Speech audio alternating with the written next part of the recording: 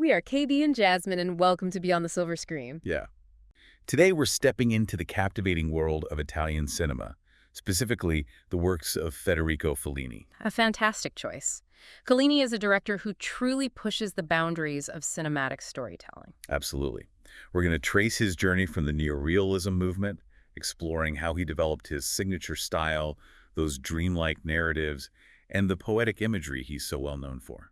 It's fascinating how Fellini's career mirrors the transformations happening in Italian cinema post-World War II.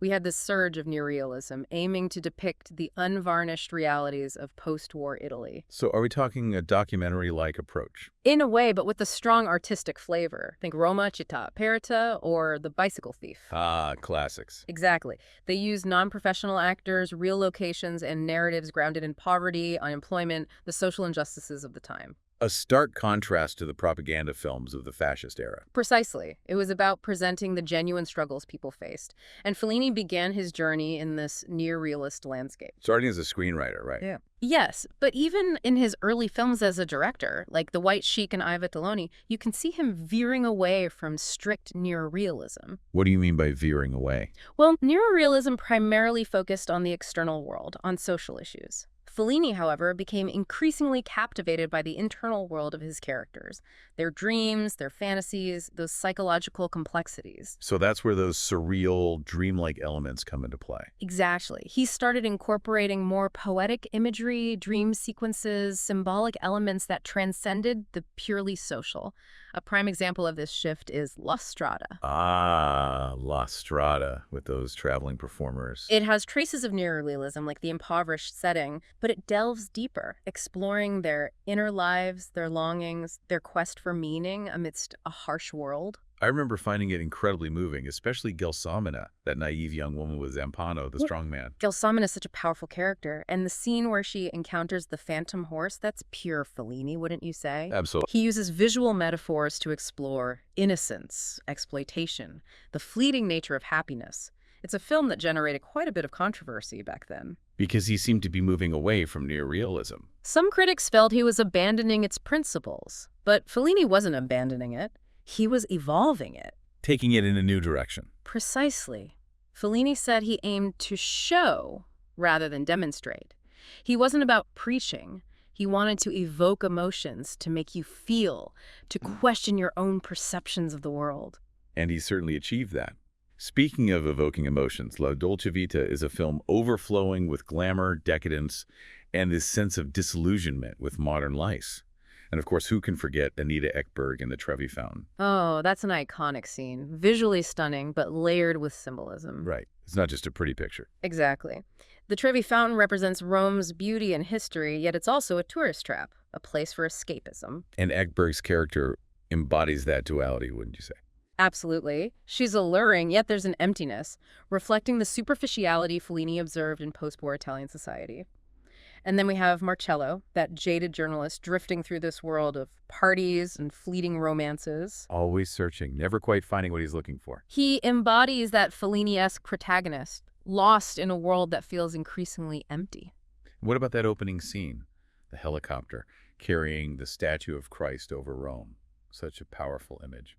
Brilliant, isn't it? It instantly sets the stage for the film's central themes. The clash between spirituality and materialism, tradition versus change, the quest for meaning in a society seemingly lost. It's amazing how Fellini can convey so much with a single image. And when it comes to exploring the creative process and artistic anxieties, we have 8.5. Yeah.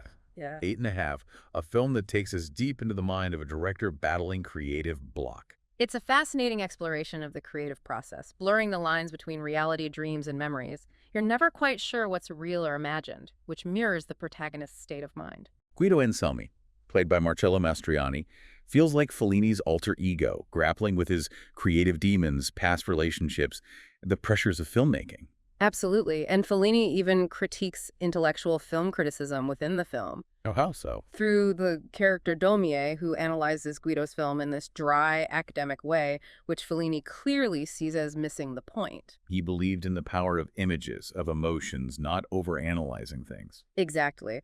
Fellini's films are meant to be experienced, felt, not dissected. They're about stirring emotions, sparking your imagination, and making you question how you perceive the world. And that really gets to the core of what makes Fellini's films so distinct. You mentioned the dreamlike quality, but there's more to it than that. There's this very deliberate construction to his visuals. Oh, okay, so what should I be paying attention to as a viewer when I'm watching a Fellini film?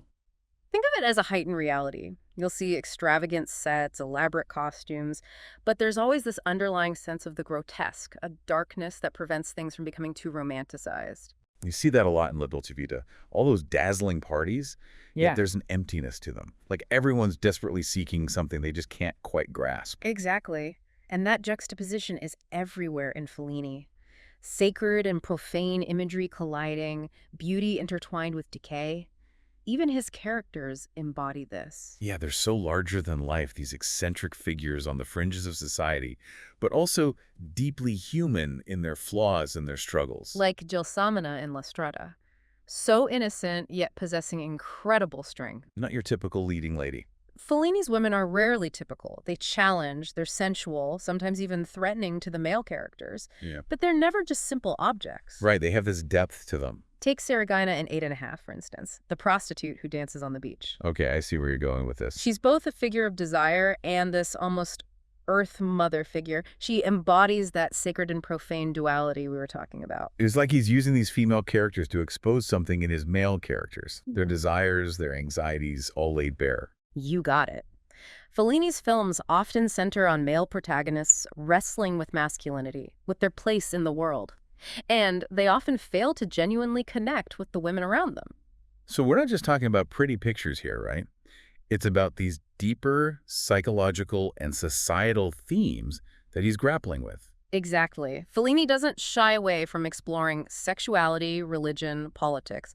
He tackles the changing landscape of post-war Italy, but he does it through this incredibly rich visual language, packed with symbolism and metaphor. It's not about being spoon-fed answers. No, you're invited to participate in finding the meaning, and that's what makes his films so rewarding. You can watch them multiple times, and each time you uncover new layers. And even if you don't fully grasp every bit of symbolism, you can't deny the sheer cinematic artistry, the music, the lighting, the camera movements. It's all so deliberate, so evocative. Fellini was a true master. He understood how to use cinema to transport us, challenge us, and awaken feelings we didn't even know we had. Which brings us to the heart of Fellini's legacy. What he left behind. Exactly. He didn't just make films, he created entire worlds. Worlds that were both deeply personal and strangely universal. Drawing on his own memories and experiences, but tapping into something that resonates with all of us. Like Amarcord.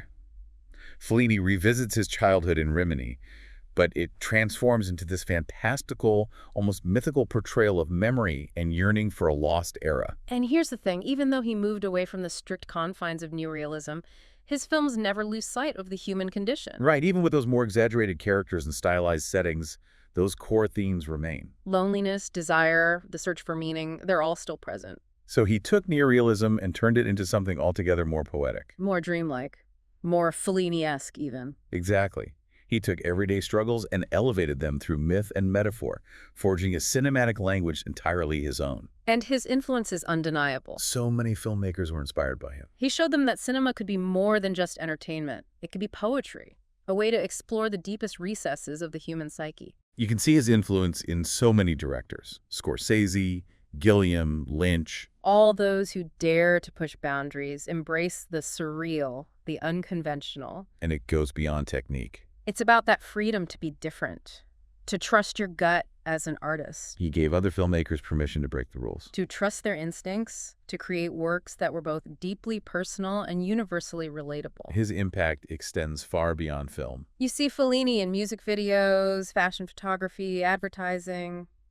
His imagery, his use of color and composition. His whimsical characters, they've become part of our shared visual language. It's as if he expanded our collective imagination, giving us new ways to see the world, understand ourselves. And he did it all with such joy, such playfulness. His films are a celebration of life.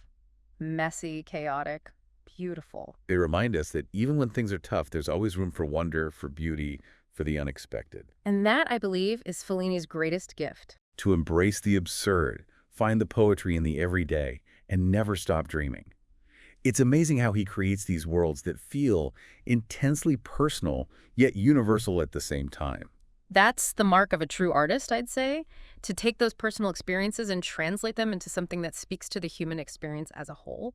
And to do it in a way that's both visually stunning and emotionally resonant. Mm-hmm. I think that's what makes his films feel so timeless. They connect with us on such a visceral level, even if we can't always grasp every symbol or metaphor. We've talked about the visuals, the characters, the recurring themes, but what about Fellini's impact on cinema as a whole? What would you say his legacy is?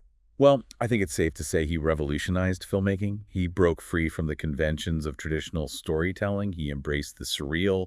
He showed the world that cinema could be a truly subjective art form. He really opened the door for so many other filmmakers who wanted to delve into the inner lives of their characters, experiment with different forms and structures, and use film to express those unique visions. Yeah, think about directors like Scorsese, Gilliam Lynch.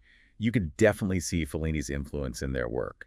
That willingness to push boundaries, to embrace the dreamlike, the bizarre, the unconventional. It's not just about the specific techniques. It's more that spirit of freedom, daring to be different, trusting your own artistic instincts. He gave other filmmakers permission to break the rules, to trust their intuition. And create works that were both personal and universal. And his influence isn't limited to film either. No, you see Fellini's fingerprints on so much.